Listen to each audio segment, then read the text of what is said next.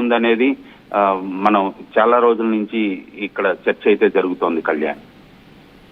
Right Ravichandra, thanks for the latest update. మొత్తం మీద ఇటు సినిమా ఇండస్ట్రీ, ఫిలిం ఇండస్ట్రీ గురించి కొంత మాట్లాడుకునే ప్రయత్నం చేద్దాం. 24 ఫ్రేమ్స్, 24 డిపార్ట్మెంట్స్, వీళ్ళందరూ కలిసి కష్టపడి ఒక సినిమాని, ఒక ప్రోడక్ట్ని బయటికి తీసుకొచ్చే ప్రయత్నం చేస్తారు. దీంట్లో హీరో శివాజీ ఒకటే కాదు, అక్కడ ప్రొడ్యూసర్స్ ఉన్నారు, అతనితో పాటు యాక్ట్ చేసిన యాక్టర్స్ ఉంటారు, డైరెక్షన్ డిపార్ట్మెంట్ కావచ్చు, ఇటు సినిమాటోగ్రఫీ డిపార్ట్మెంట్ కావచ్చు, అక్కడ లైట్ మెన్ కావచ్చు, అన్ని రకాల డిపార్ట్మెంట్స్కి సంబంధించిన వ్యక్తులు పనిచేస్తుంటారు. వాళ్ళ భవిష్యత్తు మీద దెబ్బ కొట్టాల్సిన అవసరం ఏముంది అంటూ ఇటు హీరో శివాజీ ప్రశ్నిస్తున్నాడు. భవిష్యత్తు మీద ఎందుకు, ఫ్యూచర్ జనరేషన్స్కి సంబంధించి, దాంట్లో ఎంతోమంది ఇండస్ట్రీకి కొత్తగా వచ్చిన వాళ్ళు కూడా ఉండొచ్చు. సో మొత్తం మీద ఇటు హీరో శివాజీకి సంబంధించిన ఈ సినిమా సాంప్రదాయని,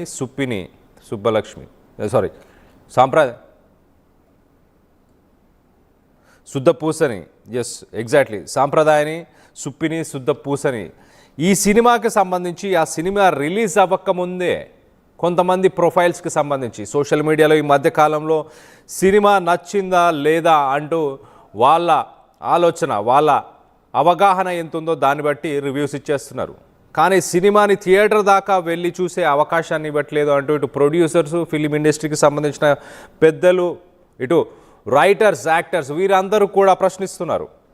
ఇటు ప్రస్తుతానికి హీరో శివాజీ తనని పర్సనల్గా ఇటు వైసీపీకి సంబంధించిన సోషల్ మీడియా వింగ్, వైసీపీకి సంబంధించిన కొన్ని పేజెస్, ఇటు మాజీ సీఎం జగన్ తనని టార్గెట్ చేస్తున్నాడు అంటూ మొత్తానికైతే 2019 తర్వాత ఇటు అమరావతి ఇష్యూ కావచ్చు, ఏపీకి సంబంధించిన స్పెషల్ స్టేటస్ గురించి కావచ్చు, గతంలో ఎన్నోసార్లు ఇటు మాజీ సీఎం జగన్ కొంత సింపతి పొందడానికి కొన్ని రోజుల్లోనే తనపై పర్సనల్గా ఎవరో అటాక్ చేస్తారంటూ కూడా ఇటు శివాజీ గతంలో సెన్సేషనల్ కామెంట్స్ చేశారు. అతను కామెంట్ చేసిన కొన్ని రోజుల తర్వాతనే ఇటు విశాఖపట్నం ఎయిర్పోర్ట్లో మాజీ సీఎం జగన్పై కోడి కత్తితో దాడి చేసిన సంఘటన మనందరికీ తెలిసిందే.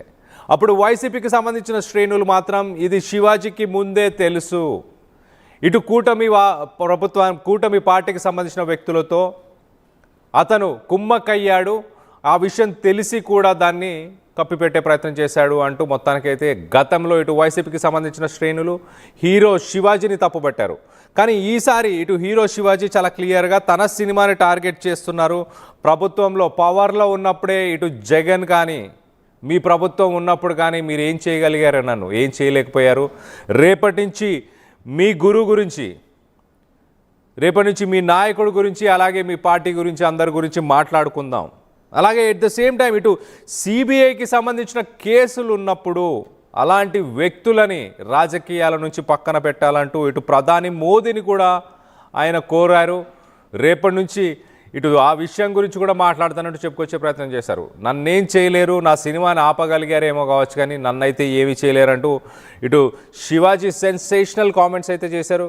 2019 తర్వాత నేను నా మట్టుకి సినిమాలు మాత్రమే చేసుకుంటూ వస్తున్నాను, అయినా కూడా నన్ను ఎందుకు కెలుకుతున్నారు, అయినా కూడా నన్ను ఎందుకు ఇన్వాల్వ్ చేస్తున్నారు, నా సినిమాల మీద ఎందుకు టార్గెట్ చేస్తున్నారు అంటూ ఇటు హీరో శివాజీ సెన్సేషనల్ కామెంట్స్ అని చెప్పుకోవచ్చు. మరి దీనికి సంబంధించి వైసీపీ నుంచి ఎవరైనా స్పందించబోతున్నారా, వైసీపీకి సంబంధించిన శ్రేణులు కానీ, ఇటు మాజీ సీఎం జగన్ కానీ స్పందించే అవకాశం ఉందా?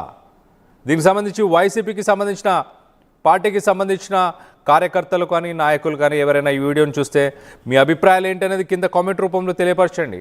అలాగే ఆర్టీవీ వ్యూవర్స్, మీ సపోర్టు ఎవరికి, ఇటు మాజీ సీఎం జగన్కా లేకపోతే హీరో శివాజీయా? శివాజీ మాట్లాడుతున్న మాటలు తోసిపుచ్చే అవకాశం లేదు. ఇటు సోషల్ మీడియా మాధ్యమంలో ఈ మధ్య కాలంలో సినిమాలని టార్గెట్ చేస్తున్నారు. సినిమా చూడకముందే, థియేటర్కి వెళ్ళకముందే, రిలీజ్ అవ్వకముందే దానికి సంబంధించి ఫేక్ రివ్యూస్ని రాసే ప్రయత్నం చేస్తున్నారు అంటూ ఇటు మా ప్రతినిధి రవిచంద్ర కూడా చెప్పుకొచ్చారు. దీనివల్ల ఇటు సినిమా ఇండస్ట్రీకి ఎంతో నష్టం, ప్రొడ్యూసర్స్కి కావచ్చు, యాక్టర్స్కి కావచ్చు, సినిమా ఇండస్ట్రీలో పనిచేస్తున్న వ్యక్తులందరికీ కావచ్చు ఎంతో నష్టం చేకూరుతుంది. ఈ అంశాలన్నిటిపైన మీ అభిప్రాయాలు ఏంటనేది కింద కామెంట్ రూపంలో తెలియపరచండి. మీరు ఎవరిని సపోర్ట్ చేస్తున్నారు అనేది ఆర్టీవీ పోల్లో కూడా పాల్గొనండి. పైన నేచర్ ఒకటి ఉందిరా బాయ్, రప్ప నాకెందుకులే అని నా సినిమాలు నేను చేసుకుంటున్నా. ఎస్, అమరావతి విషయంలో శివాజీ ఎప్పుడైనా మాట్లాడతాడు. ఎప్పుడైనా ఏ పార్టీతో అయినా ఎదురెళ్ళి మాట్లాడతా. అది రైతుల కష్టం. ఆ కష్టాన్ని మీరు మీ ఇష్టం వచ్చినట్టు ఎవరికాళ్ళు వాడేసుకుందామంటే చూస్తా ఊరుకోం. ఏంటి, నేను ఈ సినిమా రిలీజ్ ముందు ఇచ్చిన ఇంటర్వ్యూ మీ అందరికి చాలా ఇబ్బందిగా అనిపించింది కదా. నేను ఎప్పుడైనా మాడతా గురు, ఎవడికి భయపడను. మీలాగా ఆడెవడో ఇచ్చే పేటీఎం డబ్బుల కోసం నా బతుకు నడిస్తే చాలులే అని అనుకుని పోయే రకాన్ని కాదు నేను. అలాగైతే మీ అందరూ తెలుసోలేదు, నేనే ఒక వ్యవస్థను ఏర్పాటు చేయగలిగినోడిని నేను కాదు. ఈ బతుకిచ్చింది మనకి జనం, అది నాకైనా రాజకీయ నాయకులకైనా. మధ్యలో పేటీఎం గాళ్ళు ఉన్నారు చూసారా మీరు, మీ అందరూ ఈ సినిమాని ఆపగలరేమో, మీరు శివాజీని ఆపలేరుగా. ఏంటి, సినిమాని ఎలా ఆపగలరు మీరు?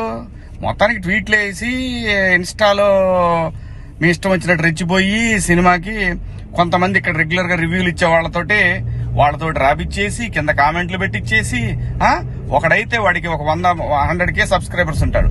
సినిమా రిలీజ్ కూడా కాల. ఆశ్చర్యపోయాను నేను, ఏంటి ఏదో తేడా కొడుతుంది అనుకున్నా. అయినా నేను కంప్లైంట్ ఇద్దాం అనుకున్నా. అయినా వద్దు పిల్లనాయాళ్ళు బాధపడటం. కానీ రే, నన్ను తగులుకుందాం అనుకుంటే మీ ఓడికే ప్రమాదం. గుర్తుపెట్టుకోండి, నేను జనం కోసం బతికే మనిషిని, జనం డబ్బుల కోసం బతికే మనిషిని కాదు. వద్దు గురు, నా జోలి వద్దు. జగన్ గారు, నేను మళ్ళీ చెప్తున్నా, నాకు రాజకీయాలు వద్దు.